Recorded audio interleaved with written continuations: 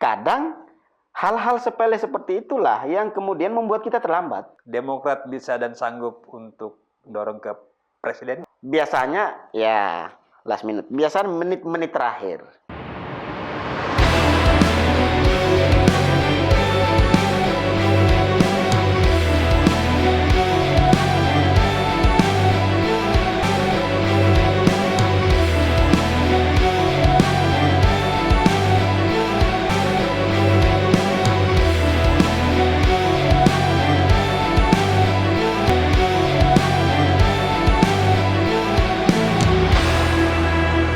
Selamat datang. Baik Bang, pertama saya mengucapkan selamat datang di podcast The Halo Odin Institute.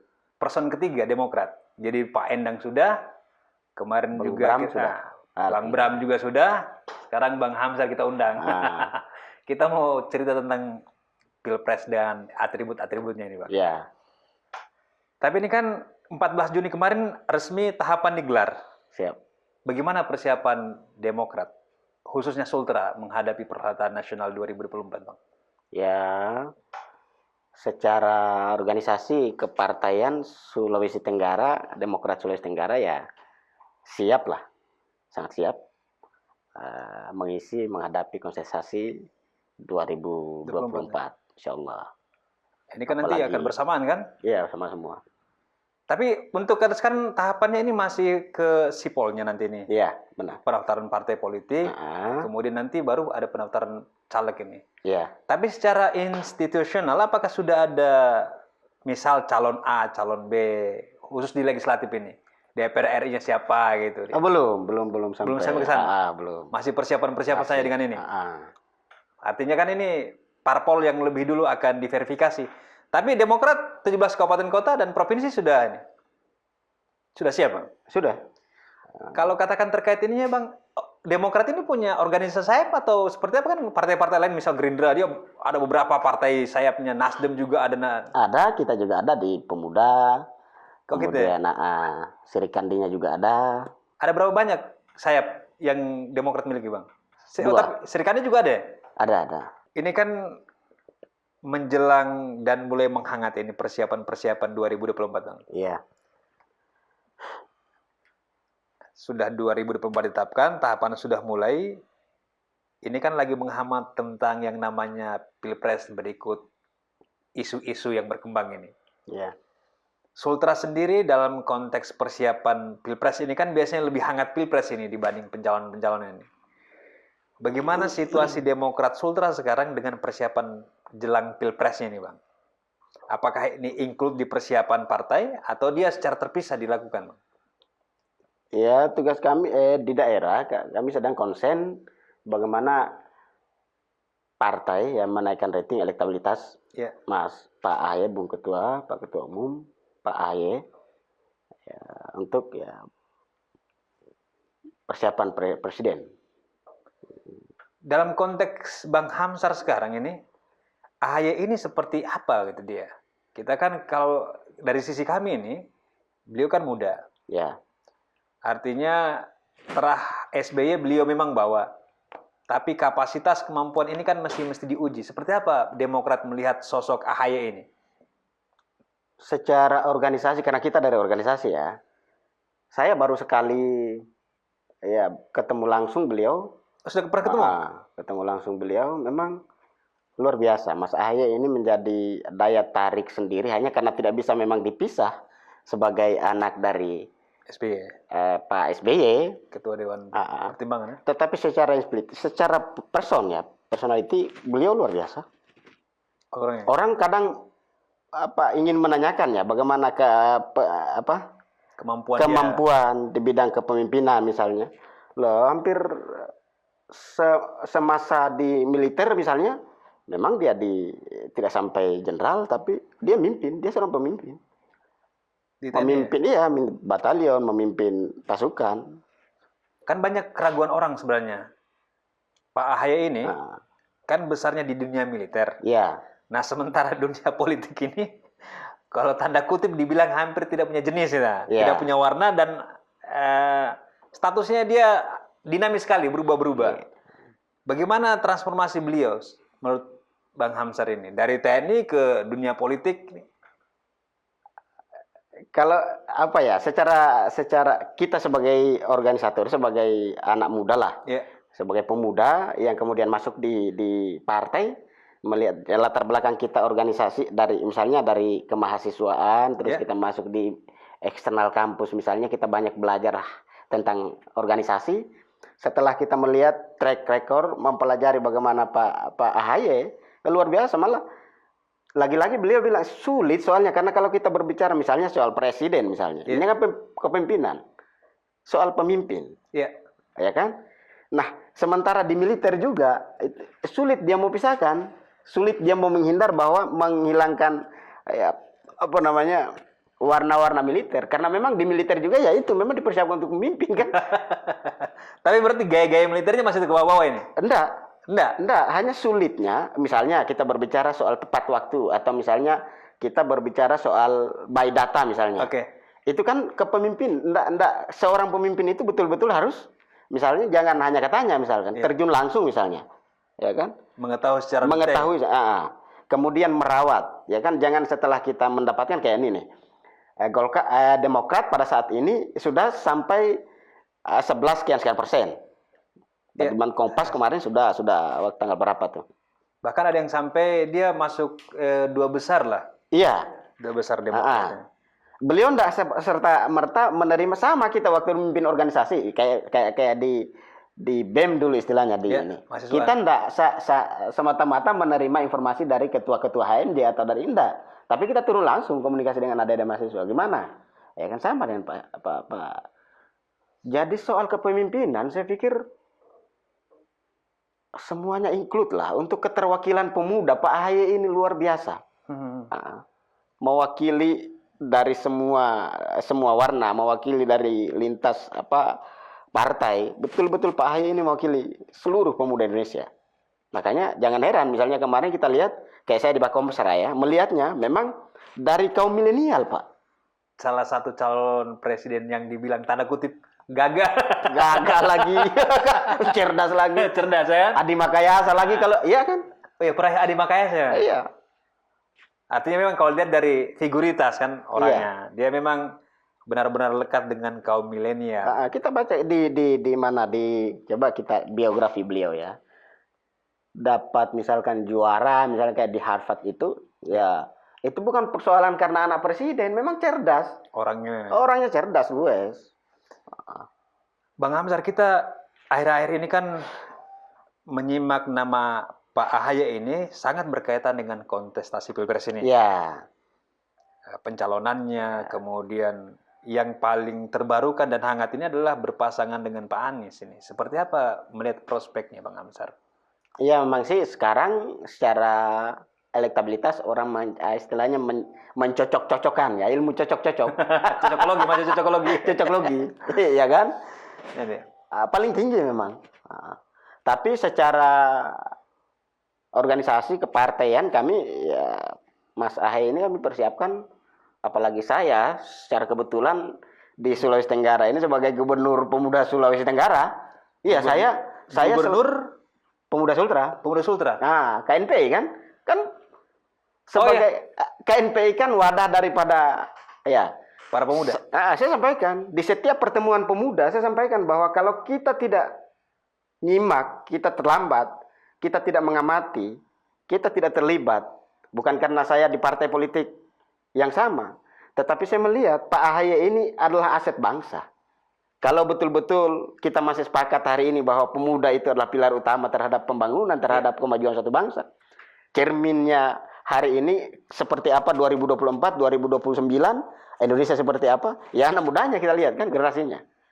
Nah, kalau kita tidak menyimak, kita tidak melibatkan diri dalam dunia politik, secara kebetulan Pak AHY itu sebagai figur muda yang betul-betul siap, betul-betul mewakili seluruh pemuda, kita ketinggalan. Kita nggak tahu lagi kapan ada AHY berikutnya. Artinya ini dari sisi tokoh pemudanya. Ya. Tapi Bang, kalau dalam kacamata Bang Hamzar melihat, ini kita melihatnya ke Jakarta ini. Proses atau diskusi atau lobby ataupun yang berkaitan dengan hal itu terkait Pak AHY dengan Pak Anies Baswedan, apakah ini dalam kacamata Bang Hamzar ini, apakah ini bisa menjadi sebuah kenyataan? Kelak kita lihat. Ya bisa saja. Bisa Karena terjadi. sekarang ya kita berbeda ya. Kalau misalkan ada satu partai yang langsung mendikte, langsung tidak ada kerjasama dengan partai ini, ya kita enggak lah, enggak. Lagi nyinggung. Enggak. Kami terbuka. Kami sama partai manapun, PKS oke, ayo. Yang pasti yang kami sedang perjuangkan bagaimana masa depan bangsa kita. Artinya ini tetap lakukan penjajakan dan koalisi. Iya. Artinya kan kalau kita lihat ini kan isu duet Anies AHY maju di Pilpres 2024 mencuat ini. Iya. Pengamat cocok-cocok saya, tapi katanya ini sulit terrealisasi. Apakah memang seperti ini? Atau memang ya karena ini masih di awal perbincangan, semua dan segala kemungkinan bisa terjadi? Kita melihatnya enggak sampai kesulitan enggak. Hanya intensitas komunikasi antar partai, lobby partai ini memang sedang intens berjalan semua partai. Kalau saya lihat kemarin ini kan melihat semua ini pola komunikasi yang dilakukan oleh Pak AHY. Ini kan sampai ketua Dewan Pertimbangan Pak SBY ini kan turun gelanggang sendiri ini. Ya. Terlibat dalam komunikasi bersama Pak Surya Paloh. Sebagian publik menilai bahwa Pak AHY tidak cukup mampu untuk melakukan lobby dengan para elit, gitu dia. Sampai Bapak harus turun gelanggang, gitu. Ketua MPP kan, Majelis Pertimbangan Partai ini. Apakah memang Pak AHY belum cukup cakap untuk sampai masuk ke level elit, atau seperti apa? Kenapa sampai harus melibatkan Bapak? Atau ada seperti apa ceritanya?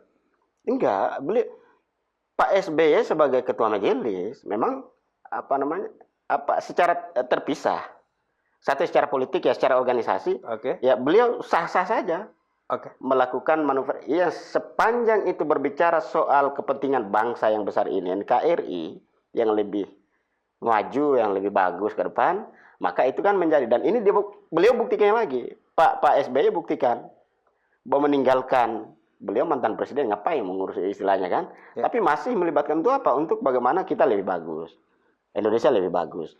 Nah tentu komunikasi beliau selaku tokoh bangsa, tokoh negarawan, kemudian bagaimana mengkomunikasikan kepada tokoh-tokoh lain akan berpengaruh kepada, bukan berarti karena belum terlalu cakap, belum terlalu ini Pak itu enggak, Pak AHY enggak, bukan. Pak AHY juga tetap ada konteks yang berbeda ini. ada Kan konteks kita kemarin menilai ini kan sampai komunikasi kalau nggak salah dengan Pak Surya Paloh itu. ya 3 kali kalau nggak salah. Kemudian di antaranya itu Pak AHY bersama orang tua lah gitu dia.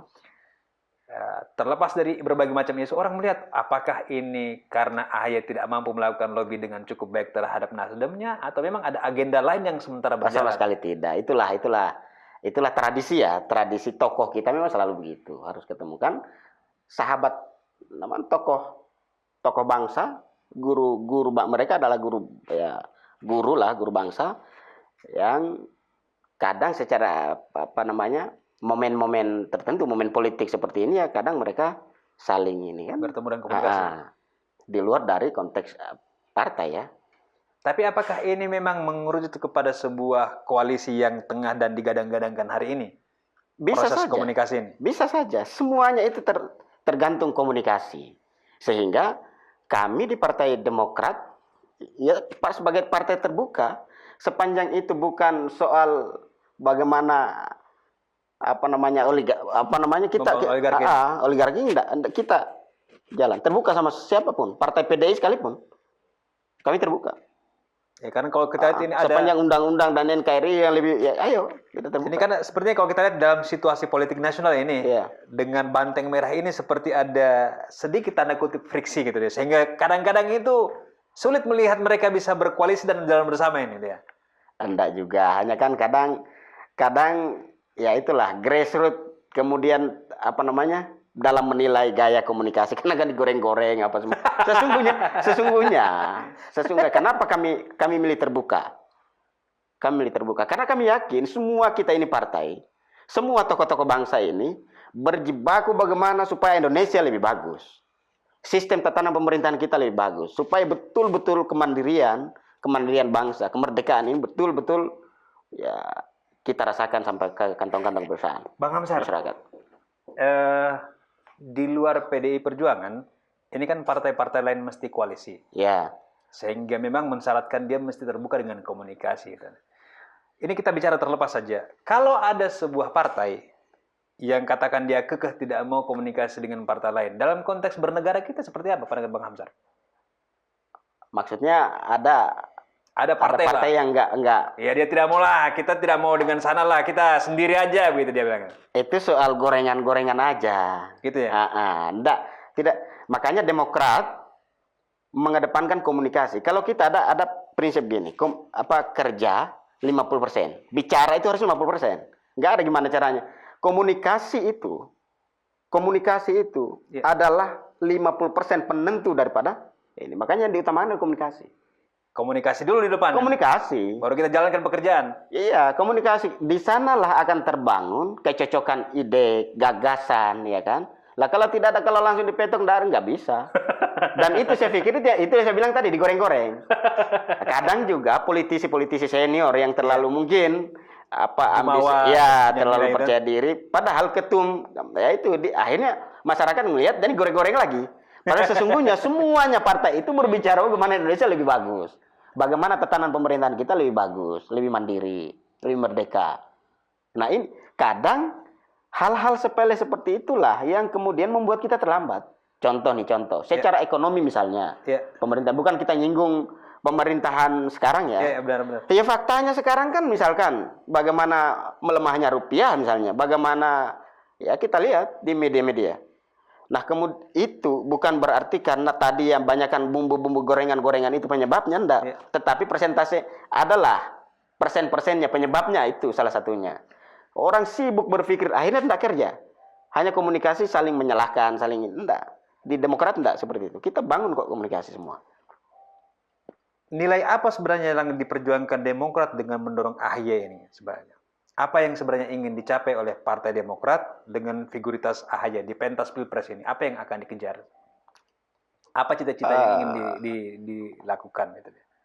Sama untuk bagaimana bangsa Indonesia ini lebih baik, bukan stuck, apalagi mundur.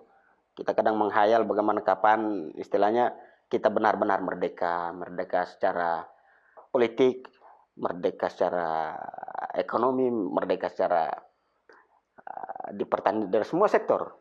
Ya, itu yang kita, dan Pak AHY sebagai anak muda yang cerdas, sebagai sosok yang masih muda, kira-kira itu bisalah kemudian menampung, kemudian menjalankan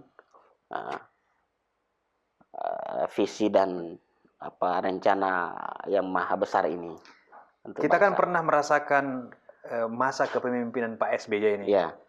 Di mana masa demokrasi itu tumbuh berkembang dan ekonomi juga tertata gitu ya. Bahkan utang IMF itu bisa. Ya. Nah, apakah kisah ini mampu ditelurkan oleh AHY di pentas Pilpres ini? Saya sangat secara pribadi di internal Demokrat, di internal pemuda, kami sangat yakin bahwa prestasi zaman Pak SBY, saya ini zaman SBY dulu adalah orang yang sampai minta maaf ya, saya di mahasiswa di lembaga kemahasiswaan turun di jalan saat minyak mau dinaikin. Ya. Saya bekerja sama malah dengan partai, tidak usah kita sebut partai, turun menghujat SBY. Iya. Artinya sebagai aktivis pada saat itu setelah saya bertemu dengan orang yang berkompeten menjelaskan kenapa moneter, kenapa harus naik, ya kan? Kenapa dia terjadi seperti ini? Kenapa dia begini? Ya ternyata memang keadaan memang harus ini, tetapi kecerdasan seorang pemimpin, ketegasan Pak SBY kemudian kan tidak terlalu berpengaruh pada ekonomi dunia. Luar biasa. Luar biasa ya? Luar biasa. Nah, kita lagi-lagi kita tidak menyinggung pemerintah, enggak, insya Allah enggak ada. Tapi hanya kita melihat situasi nasional sekarang. Bang Hamsar, apa yang dalam waktu dekat ini dilakukan untuk persiapan Pilpres, terutama untuk membawa AHY ini, dilakukan oleh Demokrat Sultra? Ada agenda kah? Ada. Kami sedang konsen khususnya di kaum milenial untuk bagaimana terjun, khususnya saya kebetulan di Badan Komunikasi dan Strategis partai, bagaimana penggalangan untuk menaikkan menaikkan elektabilitas Pak AHY. Dan alhamdulillah. Apa saja yang dilakukan? Apakah dia bentuk relawan kah? Apakah deklarasi kah? Atau apa begini? Sementara waktu ini yang dikerjakan, Bang? Kita membentuk tim-tim relawan kecil. Ya. Oh, yang bekerja untuk relawan-relawan kecil ditingkatkan. Kita sama-sama tahu ya, pemilih pemula, misalkan anak-anak muda, kemudian adik-adik kita mahasiswa, di kalangan muda lah. Yang kedua, kita melihat secara nasional memang kaum milenial ini banyak sekali yang sehingga ini yang dikonsentrasikan, disasar dengan baik ini. Ya, ini yang sedang Bakomstra konsen di situ. Gimana untuk meraih simpati, tentu dengan pendekatan ya edukasi yang bagus secara politik, yang benar, yang baik, bukan menghujat, bukan menyalahkan siapa, tapi memberikan pendidikan, pengetahuan yang kira-kira itu bisa mengantarkan kaum milenial, adik-adik kita yang baru mau menyalurkan aspirasinya nanti supaya mereka paham, ya kan? Iya, Bang. Ini yang kalau sekarang kita lihat beberapa hasil survei yang dirilis oleh beberapa lembaga nasional, ya, ini kan menempatkan AHY pada 3 besar. Alhamdulillah ya. Beberapa rilis kan ini hasil survei, gitu ya. Berani tidak kira-kira Demokrat, misal AHY ini terus bagus nilainya, menggenjot sampai presiden, calon presiden. Karena kan kalau kita lihat sekarang kultur AHY ini baru sebatas wakil lah, kira-kira seperti itu. Secara logiknya gitu dia. Tapi kalau katakan trennya lebih baik, apakah Demokrat bisa dan sanggup untuk dorong ke presiden? Sangat siap, dan itu Targetnya? Target kita. Makanya kami bukan tidak menyahuti ya sorotan-sorotan bagaimana lembaga-lembaga survei dan menyandingkan tentang Pak AHY dengan siapa, Pak Anies misalnya, atau Pak Prabowo misalnya, atau Puan misalnya. Kami tidak ini, karena kami sedang berpikir bagaimana menggenjot elektabilitas Pak AHY masuk nominasi calon presiden. Oh, jadi targetnya ini bukan jadi wapres? Bukan, kita presiden. Calon presiden? Calon presiden. Kan kalau kita kan membacanya dinamika berita ini kan Anies AHY. Kemudian yang terakhir kemarin karena tidak dimasukkan dalam rekomendasi Nasdem, orang berpikir bahwa Pak AHY ini persiapannya wapres gitu dia. Jadi belum kita dengarkan berita secara langsung bahwa persiapannya ke presiden gitu dia. Tapi Bang Hamsar berani memastikan bahwa memang persiapan ini ke presiden. Ya, yang akan menentukan nanti ya elektabilitas secara nasional. Nah misalnya saya presentasi di Bakomstra DPP misalnya. Di Sulawesi Tenggara misalnya kan 17 kabupaten kota, berarti 18 kepala nih. Iya, 18 kepala. 18 kepala di Sulawesi Tenggara, 17 kabupaten kota tambah diri saya berarti 18. Yang harus bertanggung jawab, harus kerja. Jangan hanya kita inginkan presiden tapi kita tidak kerja. Makanya elektabilitas itu nanti yang menjawab. Jika misalnya secara nasional meningkat terus, grafiknya naik terus, maka ya kita presiden. Makanya kita belum memikirkan apa mau secara tugas saya ya, secara Bakomstra belum sampai ke sana.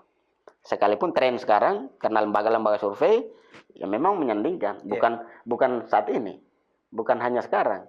Pemilu presiden sebelumnya saja kan Mas AHY kan kalau soal istilahnya mau disandingkan paling tinggi ratingnya Pak AHY untuk 02.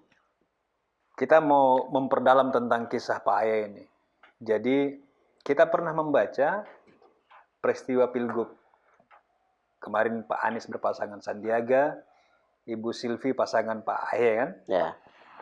Kemudian ada Ahok dan Jarot. AHY Silvi ini tidak masuk ke putaran kedua dan boleh dikatakan tidak memenangkan Pilgub. Kontestasi sebesar ini saja belum bisa lolos, apalagi nanti DRI. Seperti apa nanti Bang Hamsar mengkampanyekan dan membahas ini di Sultra? Karena kan kita butuh keyakinan ini. Ya, beda konteks kemarin kan. Sekalipun orang selalu bercermin atau Jakarta itu atau ya DKI Jakarta itu adalah wajah siapa presiden gitu kan, siapa yang menangkan Artinya Jakarta. kan siapa menang Jakarta itu Dia presiden. berpeluang Peluang. presiden. Nah, ini saja tidak kata jadi. ini ya. Gagal lah kecelakaan itu. Gagal, ya kan? Ya, oke, itu benar, tetapi tidak waktu dan situasinya kan tentu beda. Beda. Kemudian selisih juga kita lihat kan, raihan suara juga kan tidak kalahnya kan tidak terlalu signifikan ya. Tapi sekarang bagaimana meyakinkan? Kan nanti Demokrat bertugas Ya. untuk meyakinkan seluruh publik khususnya Sulawesi Tenggara ini. Bagaimana meyakinkan publik Sultra bahwa nanti ini punya kans lah untuk memenangkan Pilpres atau apapun situasinya ini. Menyampaikan dan menguatkan ini kepada publik Sultra. Apa yang ingin disampaikan kira-kira? Kita dari partai ya, lagi-lagi kita melihat tren, kita melihat hasil survei ya. Ya. Ya. Sehingga itu menjadi dasar kita. Kemudian kita melihat juga secara person internal partai. Ya. Beliau sangat layak. Tidak hanya kita terpaku pada kegagalan DKI Jakarta, enggak lah. Ya, kalau kita terlena sama bercerita tentang kekalahan DKI Jakarta yang kemarin, ya nggak bisa. Tapi kami benar-benar yakin dengan melihat adanya survei, kemudian belajar dari pengalaman kemarin di mana kekurangan-kekurangan kita, ya lagi-lagi mungkin salah satu penyebab adalah di komunikasi. Komunikasi yang mungkin ya di DKI Jakarta ya terlambat lah, kurang menggigit ya, atau tidak banyak dilakukan gitu dia. Ya, artinya ketinggal. Padahal yang masih swing voters masih banyak kan. Nah, itu yang dirasakan kurang mungkin di DKI ini. Tapi apakah ini tidak menjadi trauma bagi Bang Hamsar sendiri untuk mengkampanyekan yang namanya Pak AHY? Enggak. Artinya kita masih berani tampil untuk menyampaikan? Enggak, sama sekali enggak. Kalau kita mau selalu misalnya bahwa menceritakan kegagalan DKI Jakarta enggak ngaruh. Terhadap Pak AHY? Enggak, sama sekali enggak ngaruh. Bang Hamsar, dalam pandangan Bang Hamsar ini, siapa sebenarnya koalisi potensial Demokrat yang sangat memungkinkan? Yang sangat memungkinkan untuk koalisi Demokrat ya, kesamaan ya bisa ya PKS bisa, Nasdem juga bisa. Kemudian kemarin Pak Prabowo juga bisa, Gerindra. Itu yang 3-4 partai ini yang potensial untuk koalisi. Iya, bisa. Kalau dengan PD Perjuangan seperti apa, Bang Hamsar? Kan ada ini tiba-tiba di ujung percakapan kemarin kita lihat ada AHY Puan kan? Puan lirik AHY gitu kan. Ini ya berita lah, kita bisa terus lah. Ya, artinya begini. Sekalipun lagi-lagi tadi ada bahasa bahwa kami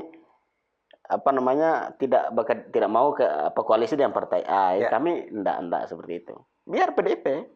Sekalipun PDIP. Artinya ini bukan tidak memungkinkan. Bukan tidak, ya. Tapi kan kalau publik melihat itu terlalu jauh dari kenyataan gitu dia. Artinya dibandingkan partai yang lain, PDIP sepertinya akan kurang bisa kena gitu dia. Iya, bukan kurang kena. Tapi karena intensitas komunikasinya mungkin yang belum cocok, belum ini. Coba aja kalau di misalnya contoh nih kalau kita simulasi. Apa misalnya PDP apa sih kenapa harus ngotot mencalonkan sendiri misalnya? Oh, karena kita lihat persentase kursi misalnya DPR berapa persen, ya kan? Satu-satunya yang bisa kan? Ya berarti wajar secara politik, kena. Mereka mau jalan sendiri kan ada masalah. Tetapi kemudian untuk menolak saya pikir idealis itu kan bukan idealisme partai itu bukan berarti kita tutup pintu atau menolak pemberian orang. Bagi saya enggak. Tetap buka keran kerjasama. Oke. Tapi katakan sekarang kalau kita kembali ke awal bahwa yang paling memungkinkan berkoalisi dengan Demokrat satu PKS. PKS boleh. Kedua Nasdem. Termasuk dengan Gerindra. Ini kan yang terakhir pertemuan ini kan dengan Gerindra kalau nggak salah ini. Mas Ahaye dengan Gerindra kalau nggak salah. Pak Prabowo Subianto. Ini kan yang terakhir pertemuan ini.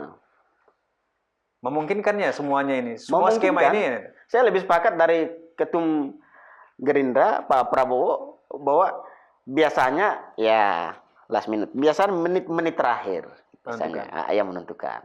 Ini kan di awal tahun dan komunikasi ini. Kita nggak mau terjebak buru-buru ya.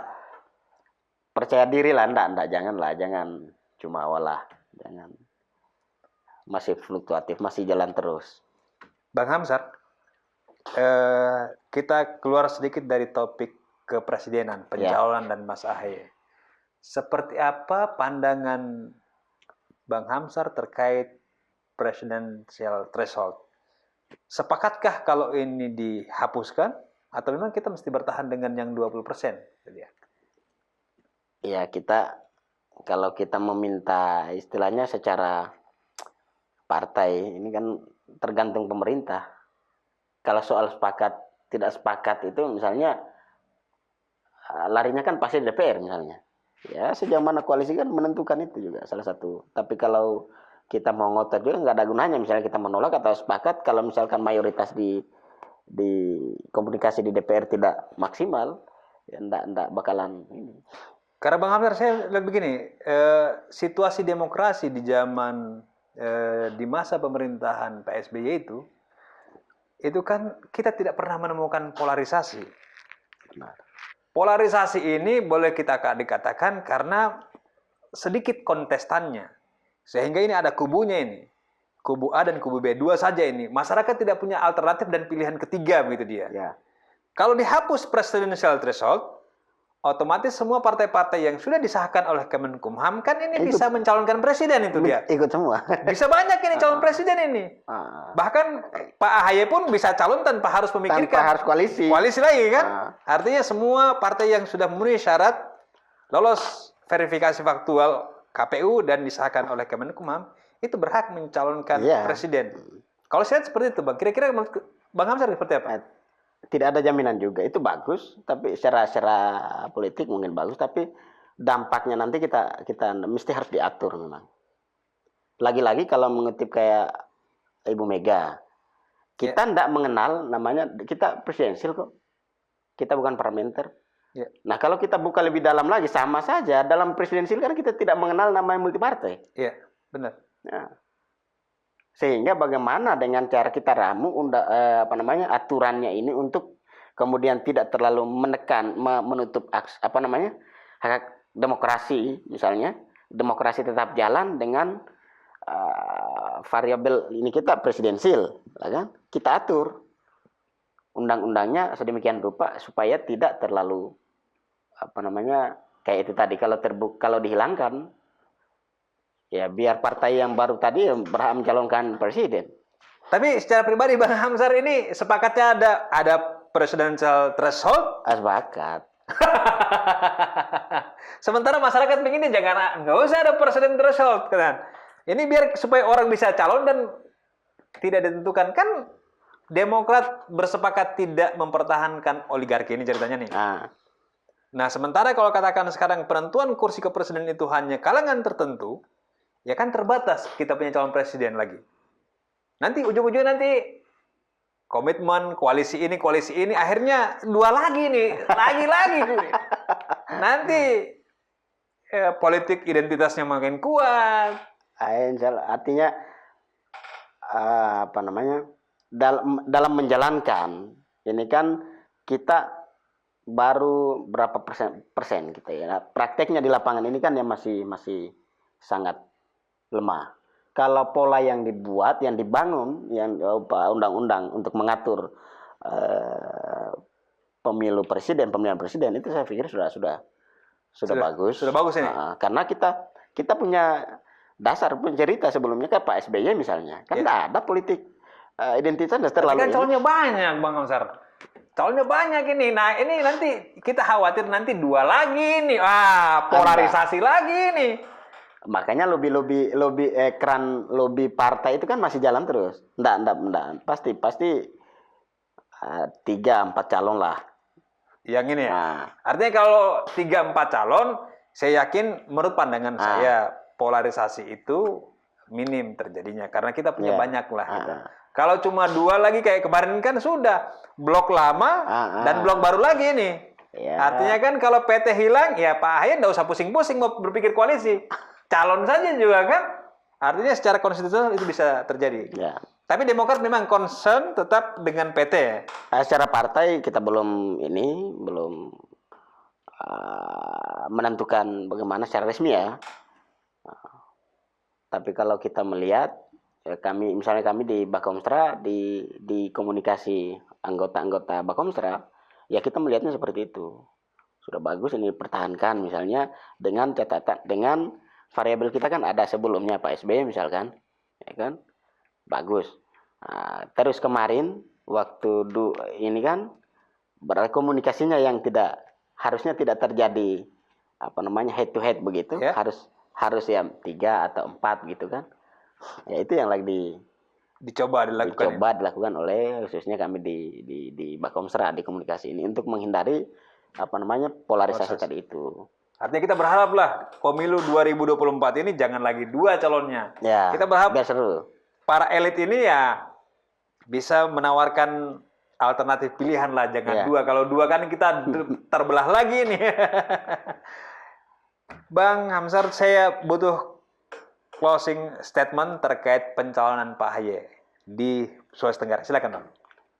Ya, sebagai closing statement saya kepada Pak Ahy, ya kami berharap ayo anak-anak muda khususnya kaum milenial, ayo kita belajar, tidak bisa kita menghindar untuk tidak masuk di berbicara ranah politik. Ayo kita sudah ada yang mencoba Pak Ahy sebagai generasi muda, sebagai anak muda yang betul-betul konsen masuk partai, tidak main-main masa depan karir. Kalau kita berpikir ya dia rela melepas demi mungkin itulah sumbangsi atau pemberian terbesar kepada kita ini yang muda, yang nyata saya ditinggalkan demi masuk ke masalahkan bangsa yang besar, masuk di partai karena beliau paham benar bahwa mengabdi kepada negara ini yang tidak ada cara lain, harus masuk partai. Nah, karena semua kebijakan bangsa negara kita ini bicarakan di partai. Dan Pak SBY, Pak AHY sangat paham itu. Di masa-masa muda itulah yang paling tepat untuk kemudian memutuskan bahwa saya harus masuk ke partai politik untuk kemudian mengabdi yang lebih besar, melayani masyarakat.